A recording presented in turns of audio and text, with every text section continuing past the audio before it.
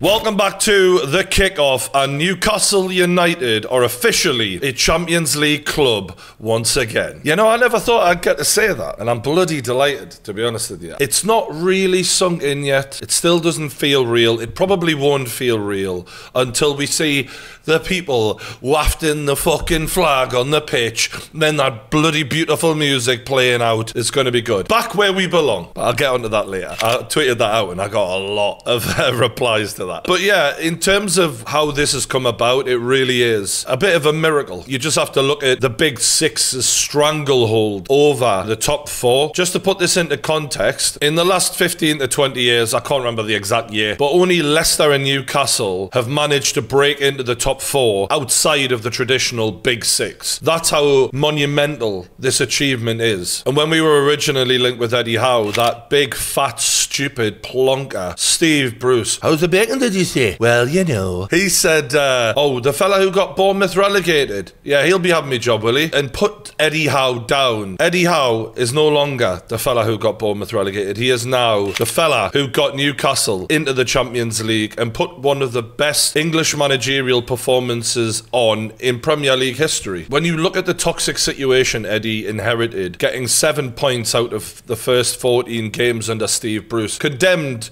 to be relegated. I mean, people didn't give him a chance. Even I was skeptical. You know, how can you do that? How can you manage to turn this around? We were playing with no hope, no passion, no spirit, no clue. It was a horrible, toxic mess of a club. You know, this is just a year ago, where Liverpool were challenging for the quadruple. Liverpool finishing a matter of points off of Manchester City. And yes, Liverpool have dipped since then. But if you'd have told anyone back then, by the way, you know that club who's scrounging at the bottom of the table, Newcastle will finish above Liverpool the following season, no one would have believed you. I mean, it's insane. People are praising Mikel Arteta for what a great job he's done at Arsenal, which he has, by the way. But this is his third full season in charge, and it's the first time he's broken into the top four. Eddie Howe has done it in his first. People are praising Ten Hag for taking a 6th place Manchester United into the top four when he inherited the club that has spent the most money in world football over the last 10 years. Yes, they haven't spent it well, but they were spending, which is more than we can say for Mike Ashley's Newcastle, and yet Eddie Howe was qualified for the Champions League before Ten Hag. If these two guys are being hailed as great, then what the hell is Eddie Howe? Let's not forget, Eddie spent the same money as Ten Hag. It's not like Eddie's outspent Ten Hag and therefore that makes sense for why he's caught him up and overtaken him. It doesn't at all. You know, Newcastle also got to a cup final this year. Yeah, we lost it to a really in-form Man United side. No shame in that. But he's worked wonders. Not to mention, this is the fewest amount of defeats Newcastle have ever had in a single season. And I think there's another mad stat about we've scored 4 or more goals more times this season than we did in the last 10 seasons combined. And I've already seen some absolutely clueless takes about Newcastle only getting Champions League because of the Saudi money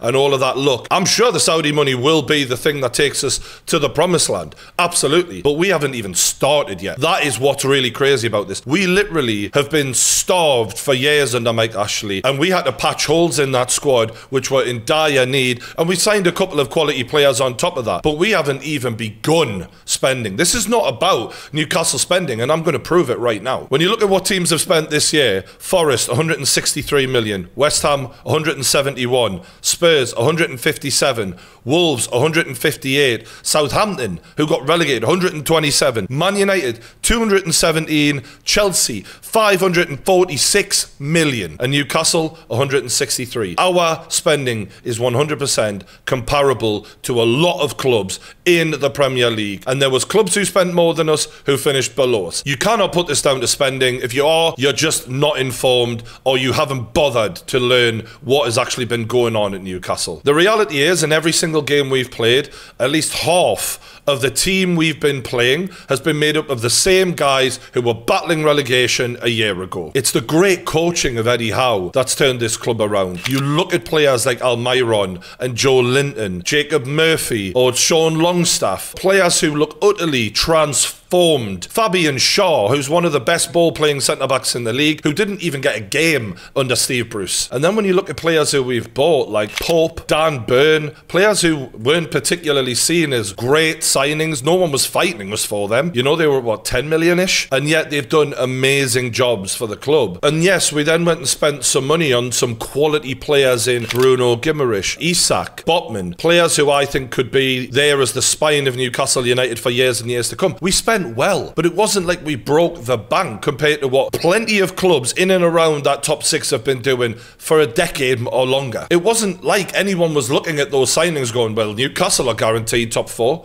Bullshit. We've done bloody well. And it's because of the contributions of players like Kieran Trippier, who had been there and done it before and had the vision when Newcastle were battling relegation to believe that this was a project that could go somewhere. And his leadership has been invaluable. Callum Wilson coming good this season, scoring so many goals. I think he's got like 18 or 19 in 20 Premier League starts. Players who you see in the quality in them. The minute Eddie Howe took over, he changed that whole club. Joe Willock has been an absolute machine in the middle of the park. And when you look at Joe Linton and players like Almiron, the change in them, it's unbelievable. Like, I've seen managers improve players before, but I've never seen anything like this. In all my years of watching football, I've never seen players look so bad to so good. And this isn't because I'm a Newcastle fan. I can't believe this. And it isn't just improving and just basically being better. It's the style of football that Eddie Howe has brought to this club, which is like ferocious, tirelessly working for each other, playing for the shirt, playing for each other, the camaraderie from that toxic situation that he inherited to then the lads play like they're a bunch of brothers. They fight for one another. If Bruno gets a kick, Joe Linton is coming for revenge. That's what you want to see. We're a hard-working area in Newcastle, and we want to see players who embody the spirit of the area. And I think Bruno Guimaraes is a really great example of that. He seems to capture the spirit of the area in that big smile that he plays with, but he's a fierce competitor. You know, Newcastle feels like a forgotten city by a lot of the country, you know. They think of us like some middle of the back arse of nowhere place and not an area full of cheerful people who are hardworking, who really look after each other. Everyone's friendly. They need a football team to just capture the imagination and give them something to be happy and positive about. I don't think we deserve to win every trophy or anything like that. We never did. That was always bollocks. All this crap from pundits saying, we think we're better than Liverpool or Man United or any of this rubbish. We just want to be competitors and fight, and we've done that this season. And if we get this every season from now on, I'll be happy. But the reality is, with these owners, I think we're only seeing the beginning of something special. And this whole thing just shows how criminally underrated Eddie Howe was at Bournemouth, and how people just didn't really see the bigger picture of the job he did, and how immediately, with the funds, the support, the backing at Newcastle, he has proven himself to be a very good manager and potentially a top manager in future. And I hope that happens for him, because he's conducted himself with such class and dignity after the embarrassing oath that we had in Steve Bruce. You know, in Premier League history, the two highest scoring points managers ever, I think if that is a way of phrasing it, were Kevin Keegan and Sir Bobby Robson at Newcastle. Well, you can add a third to that list, because Eddie Howe is currently on 70 points with a game to go, and I believe 71 was Sir Bobby's best year. So what does that say about Eddie Howe? Top manager potentially in the making here, and you know, the best is yet to come from him. I'm convinced of it. Sir Bobby was what, 20 years ago when he left the club, so this is the best we've seen from an English manager in 20 years. Amazing. And I put a tweet out saying, back where we belong. Bit tongue-in-cheek, because obviously there's massive clubs in England like Man United and Liverpool who've had major success in Europe, and Chelsea. But it's funny, because before Mike Ashley started ruining this great football club of mine, Newcastle spent at least 50% of the Premier League seasons in the top six, and a lot of that was in the top four, and we were challenging for the title for portions of that as well. So we were a great club. Yeah, we weren't always up there, but we were a threat for a large portion of that, and y'all must have forgot. Well, now you remember. Yeah. And the funny thing is, when the Champions League became the Champions League, you know, from the European Cup in the early 90s, when the new format came in, Newcastle were in it before a lot of these people who support clubs who are having a go at me for my tweet. Like, I'm talking Chelsea, Liverpool, Arsenal, Spurs, Manchester City. Newcastle were in the Champions League before all of those clubs in the early 90s. I'm saying we're back where we belong, and people are in uproar about it. It's like, well, short memories, you know?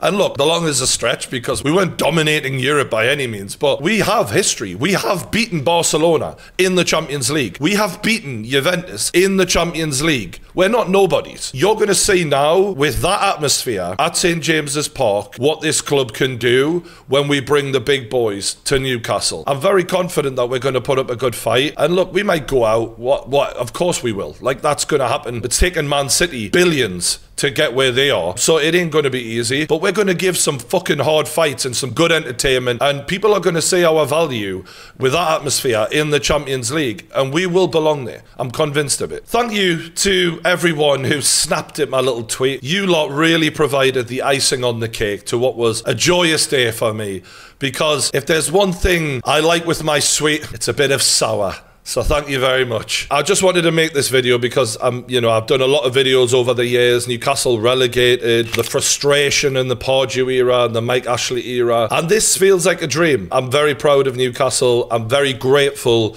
to the owners, to Eddie Howe, to the players, to the coaching staff. Onwards and upwards. Next season is going to be fucking fun. And for everyone who thinks that, oh, it's just money, we haven't even started spending money. Now, we're going to spend some money. So get jealous, keep hating, and I'll see you later.